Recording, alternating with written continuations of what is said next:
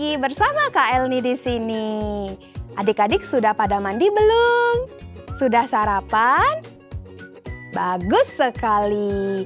Nah, sekarang kita sudah memasuki minggu keempat di bulan Mei. Berarti ini adalah minggu terakhir. Nah, adik-adik ada yang masih ingat tidak?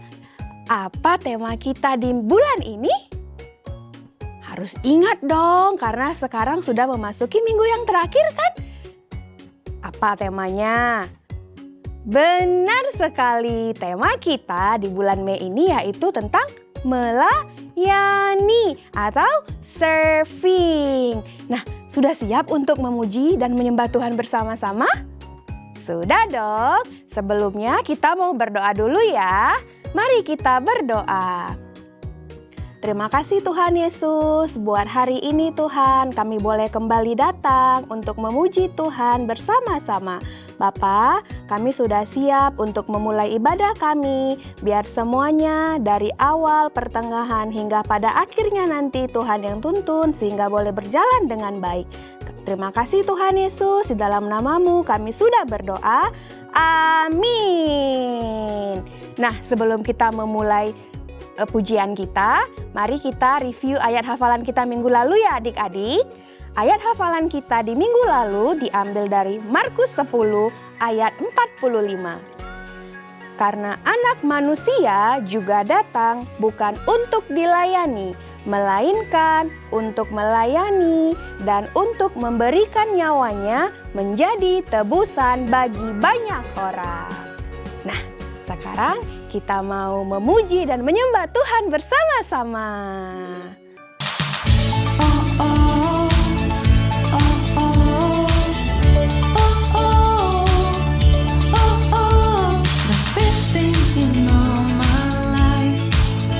That you love me. The best thing in all my life is that you love me, God. Every time I call, you are here. You are here. Every time I cry, you are near. You are near. You know my every thought. You see my every scene. You call me by my name. You forgive no matter where I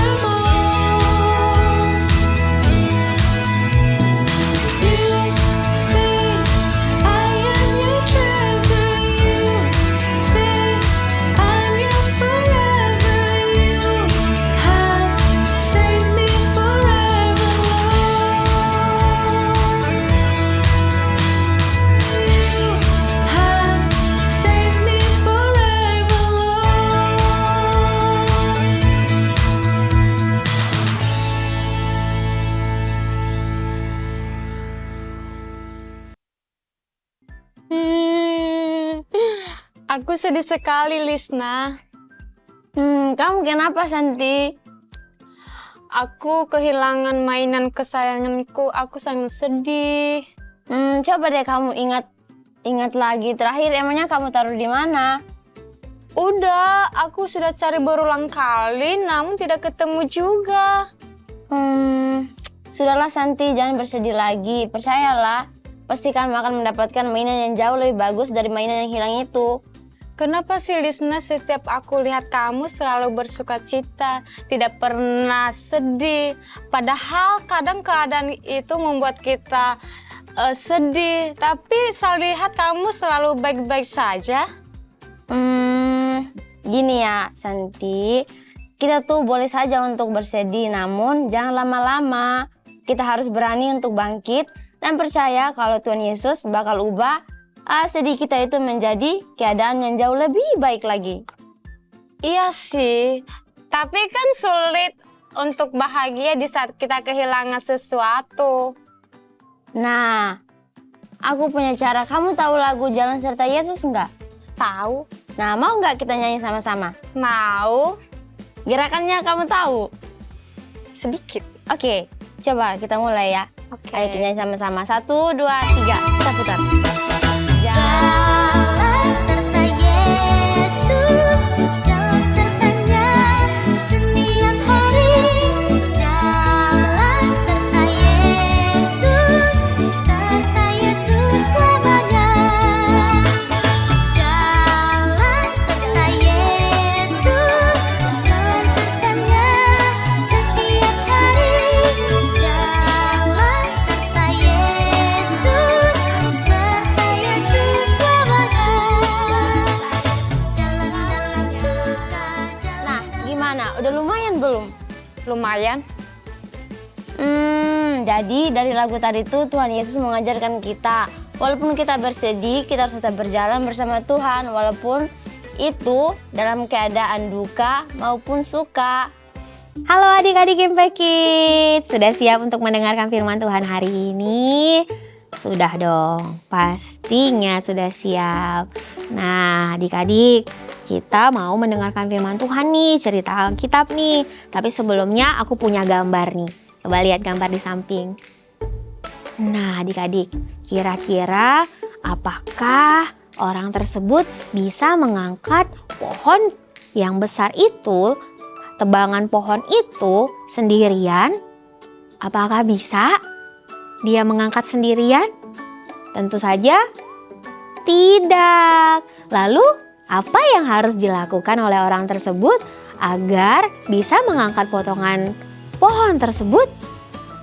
Dia harus meminta bantuan orang lain untuk dapat bekerja bersama-sama mengangkat pohon tersebut. Nah adik-adik, masih ingat cerita tentang Saulus? Adik-adik ingat nggak Paulus yang namanya berubah dari yang awalnya Saulus menjadi Paulus? Kalau adik-adik lupa, aku mau review sedikit ya.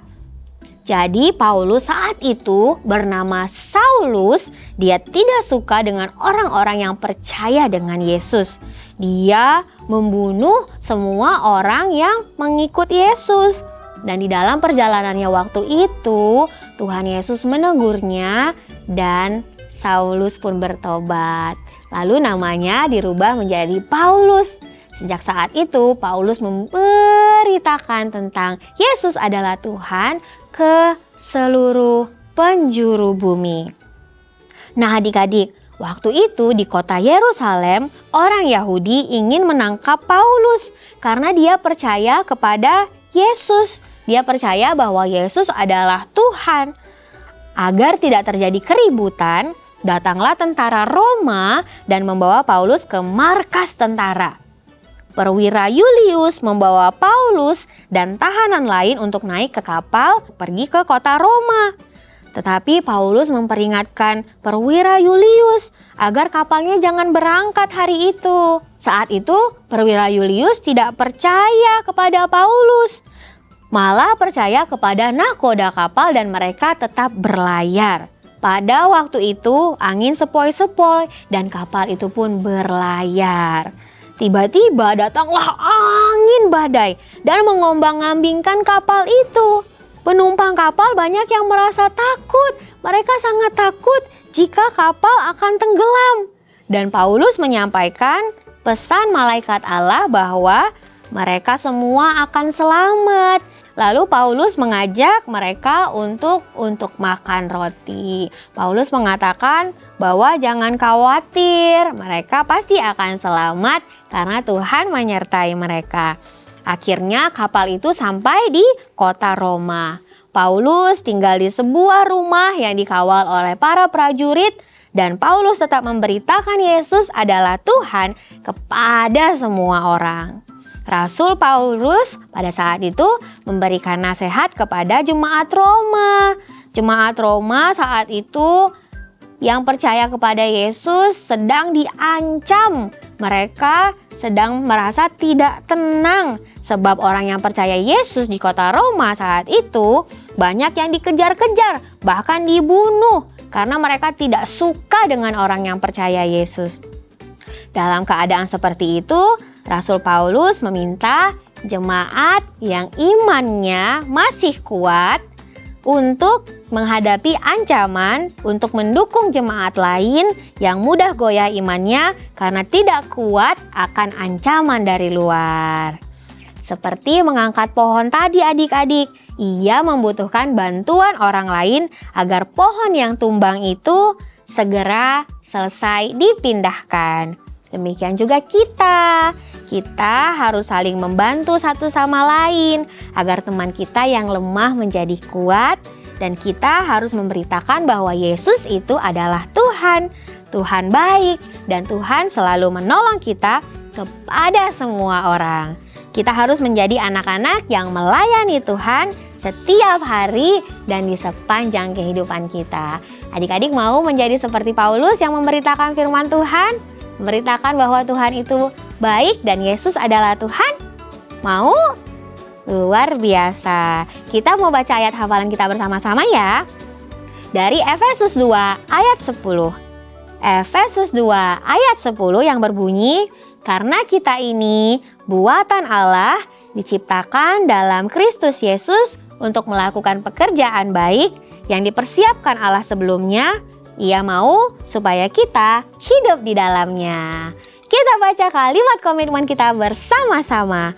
Aku Impact Kids, aku adalah anak yang suka melayani Tuhan setiap hari di sepanjang hidupku. Amin. Kita berdoa. Tuhan Yesus, terima kasih buat firman Tuhan hari ini. Kami belajar dari Paulus untuk dalam keadaan apapun tetap melayani Tuhan dan tetap memberitakan bahwa Tuhan itu baik dan Yesus itu adalah Tuhan di dalam kehidupan kami. Kami mau selalu menjadi pelaku firman Tuhan dan kami mau belajar untuk melakukan apa yang Tuhan kehendaki di dalam kehidupan kami.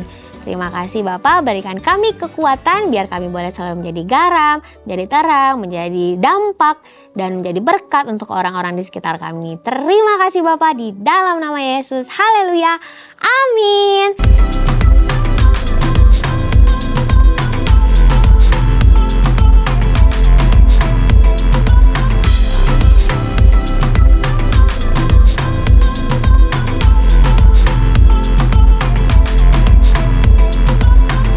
Bersyukur padamu Tuhan atas semua yang kau lakukan. Kebaikanmu kau limpahkan di